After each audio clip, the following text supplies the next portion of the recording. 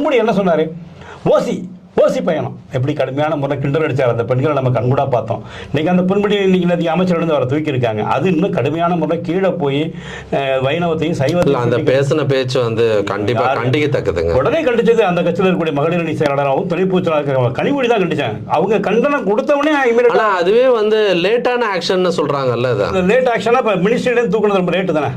Supreme court வந்து ஒரு கண்டனம் தெரிவிச்சதுக்கு அப்புறம் தான் செந்தில் பாலாஜி தூக்குறாங்கன்னு ஒரு குற்றச்சாட்டு இருக்குல்ல, அதை எப்படி பாக்குறீங்க? அது வந்து அது கொஞ்சம் அதுலாம் இவங்க வந்து ரோல் மாடலாக நடத்த திராவிட மாடல்ங்கிறத விட இவங்க ரோல் மாடல் ஆட்சி நடத்தணும் சார். திராவிட மாடல் ஆட்சியில் வந்து எனக்கு ஒன்றும் அந்த டேர்ம் பேர்ல எனக்கு இது இல்லை. திராவிட முன்மாதிரினாவது சொல்லணும். தமிழ்ன்றவங்க இன்னும் திராவிட மாடல்னே சொல்லுவதில் எந்த அர்த்தமும் இல்லை. ஆனால் எனக்கு அந்த திராவிட மாடல் கிளைம் எனக்கு சரியாக படலை.